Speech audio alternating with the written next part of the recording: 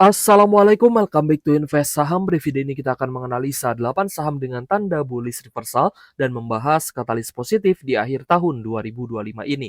Sebelum lanjut, disclaimer on, ini bukan ajakan jual beli saham ya, so langsung saja kita ke pembahasan.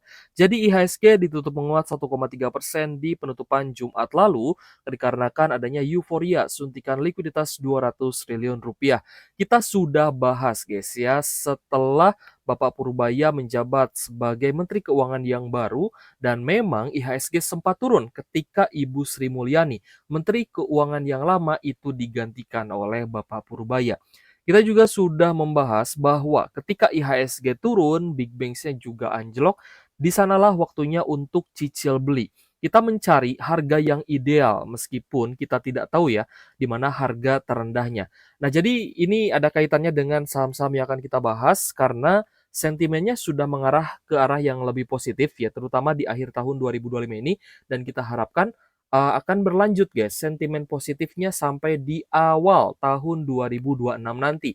Karena jika tren positifnya berlanjut dan mendekati ke pembagian dividen, harga sahamnya berpotensi akan kembali naik dan bahkan saham-saham perbankan besar bisa all time high.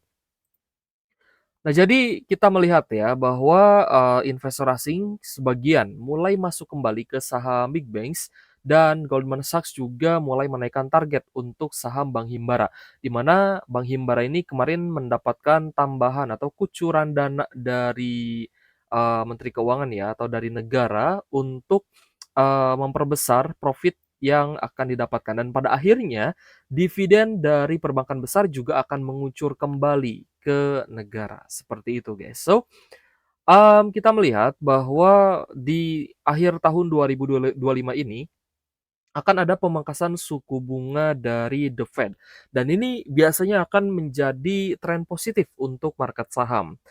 Nah, jadi, kita melihat ya dari beberapa pemberitaan dan juga dari organisasi keuangan seperti Morgan Stanley yang memperkirakan The Fed akan memangkas suku bunga di semua 3 pertemuan di akhir tahun ini.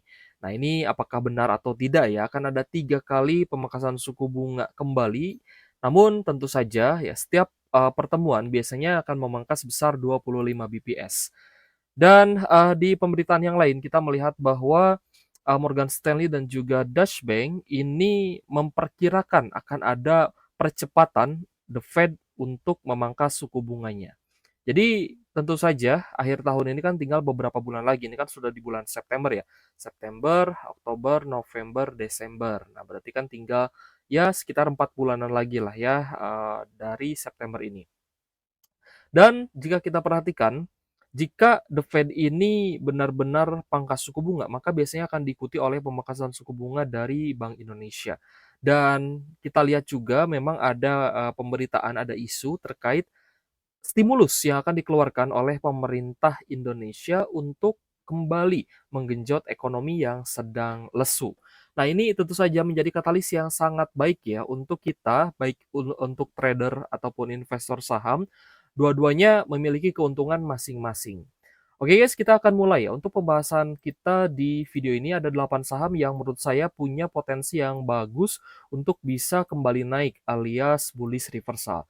Yang pertama adalah PTBA. Jika kita perhatikan, asing ini sudah mulai masuk di PTBA setidaknya sejak di 20 Agustus. Kita lihat ada akumulasi yang cukup besar di 26 Agustus dan terakhir akumulasi asing mencapai 13,3 miliar. Dan untuk PTBA masih berada di zona sideways di Rp2.390 per saham dan masih kesulitan untuk naik jika kita bandingkan dengan perusahaan batubara lainnya yang mungkin memang sudah apa ya ibaratnya meminimkan bisnis batubara mereka ya karena kemarin harga acuan batubara kan turun juga. Yang sudah memperkecil bisnis batubara seperti Indika Energi dan Harum itu sudah lebih dulu naik, guys. So, untuk PTBA dan saham batubara lainnya, kita lihat banyak sekali yang masih berada di harga bawah, sehingga cukup menarik untuk teman-teman pantau. Untuk PTBA terakhir itu cukup netral, tapi ada big akum dari top 1 ya, yaitu dari AK, lalu kita lihat juga ada BK, sehingga asingnya ini net buy 13,3 miliar. Jika kita perhatikan untuk retail, ada beberapa yang melakukan cicil beli untuk PTBA, yaitu XL, EP, dan ada XC juga, guys. Jadi asing dan beberapa retail mulai terpantau masuk ya untuk di PTBA, tapi ada juga yang masih melakukan penjualan, guys. So, untuk PTBA di dekat dengan zona supportnya ya di harga sekarang saya rasa cukup menarik di sekitar 2.300 sampai 2.390 atau misalkan kita tarik lagi ke 2.400, ini merupakan zona yang cukup menarik untuk cicil beli saham PTBA. Setidaknya teman-teman mendapat kepastian di awal tahun atau di pertengahan tahun ya 2026 nanti teman-teman bisa mendapatkan dividen dari PT Bukit Asam Tbk ini. So, kita lanjut ke saham selanjutnya ada ABMM. Saya nilai ABMM juga sudah cukup menarik ya, sudah mulai sideways di harga bawah. Terakhir close di Rp2.910 per saham, sempat naik ya ke area high di 2940, tapi close di 2910 guys. Sebenarnya masih ada normal distribusi dari domestik dari NI, PDXL, namun asingnya mulai masuk ya, meskipun top buyer-nya bukan asing nih, ada XC di sini. Asingnya masuk di 393 jutaan saja. Nah, jadi untuk saham ABMM, PTBA, dan mungkin ada saham batubara lainnya yang sedang teman-teman incar, wajar sekali kalau misalkan memang masih berada di harga bawah, tapi kalau misalkan sudah mulai terlihat adanya akumulasi dan mulai sideways di harga bawah, ya teman-teman bisa perhatikan pergerakan dan akumulasinya. Jika akumulasinya sudah menarik, teman-teman juga bisa mulai untuk mencicil beli ya. Tapi kalau misalkan pun teman-teman menunggu untuk buy on breakout juga tidak masalah karena buy on breakout juga part of trading jika teman-teman memang memutuskan untuk trend following. Hanya saja teman-teman average-nya sedikit lebih tinggi dibandingkan average yang buy on weakness. Lalu ada saham MBMA guys. Nah MBMA ada kenaikan 8,9% di level Rp462 per saham. Mulai menarik karena kemarin sempat sideways di sekitar MA 150. Dan akumulasi yang cukup besar terlihat di penutupan hari Jumat ya. Ada akumulasi dari AK guys. Di sini 28,6 miliar. Dan asing juga mencatatkan net buy di 48,9 M. Lalu untuk investor retail terpantau mulai ada yang jualan, ada XL, YP, XC, dan lainnya.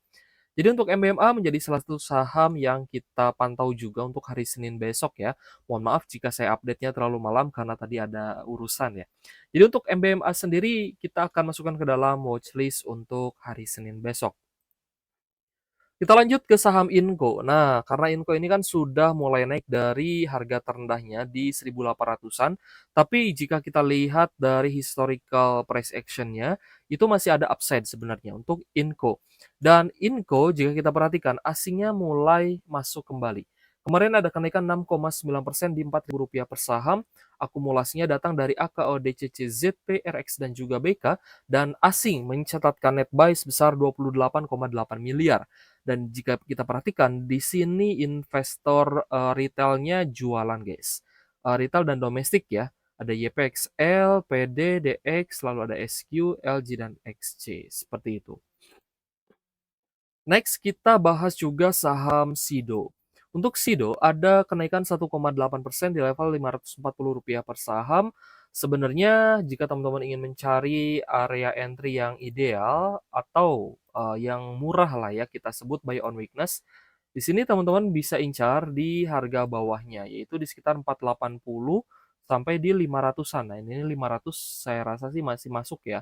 Harganya masih murah lah untuk teman-teman reakumulasi atau tambah muatan di saham SIDO. Di harga sekarang pun ya jika teman-teman buy di 540 berarti teman-teman bisa buy di MA 150-nya ini tepat ya, tepat di MA 150 di 540-an. Dan jika berada sedikit di atasnya di 545 atau di 550, teman-teman berarti buy on breakout. Tapi yang paling menarik, akumulasi asingnya mulai menarik ya, setidaknya sejak di 6 Agustus. Jadi awal Agustus asingnya sudah mulai mencatatkan akumulasi dan net buy. Terakhir kemarin itu 4 miliaran guys untuk akumulasi asing di SIDO. Ada BBSQ sebagai top buyer, lalu ada AKTP, ZP, dan HD. Next kita bahas Bevin.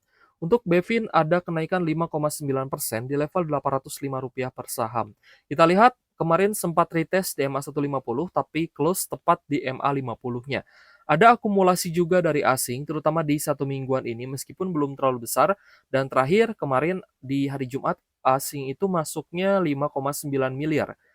Ini akumulasinya datang dari BB, AK, dan juga BK. Sedangkan investor retail terpantau jualan. So, untuk trend following di Bevin, saya rasa juga belum terlalu ketinggalan ya, karena area low-nya di 750. Untuk di harga sekarang di 805, jadi di 800-an.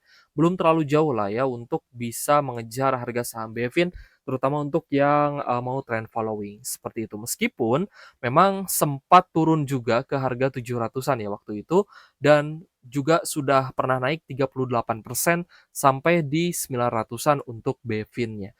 Jadi ini kita anggap sebagai stage kesekian kalinya di mana Bevin juga sempat turun dan sempat rebound kembali, dan kita harapkan ketika kita masuk di sebuah saham, harga sahamnya bisa sesuai harapan kita, bisa sesuai dengan target kita. Kenaikan harga saham akan membuat kita cuan ya guys ya. Next ada SSMS. Kita melihat adanya tanda reversal dari akumulasi dan kenaikan terakhir itu di 2,14%, close di Rp1.430 per saham. Jika kita perhatikan memang SSMS ini masih cukup dekat dengan area low, setidaknya di MA 50. Namun terakhir ada akumulasi yang bagus terutama dari asing. Ada AK, BK, ZP, CC, dan juga DR dengan net buy 1,2 miliar. Dan jika kita perhatikan, asingnya sudah mulai akumulasi setidaknya sejak satu minggu perdagangan terakhir. Lanjut ada Cleo, guys. Nah, Cleo terakhir ada kenaikan 4,9% di Rp535 per saham. Kita lihat memang cukup netral, ada akumulasi dari CCXL, ZP, YPI, dan juga AK. Asing juga mulai masuk ya, terakhir di hari Jumat itu di 1 miliaran. So, dari 8 saham yang kita bahas, kira-kira menurut teman-teman saham mana nih yang paling menarik? Apakah saham PTBA, ABMM, MBMA, Inco, Sido, Bevin, SSMS, atau saham Cleo? Boleh tulis pendapat teman-teman di kolom komentar ya. Terima kasih sudah menonton dan semoga bermanfaat untuk teman-teman. Thank you for watching. See you on the next video. Wassalamualaikum warahmatullahi wabarakatuh.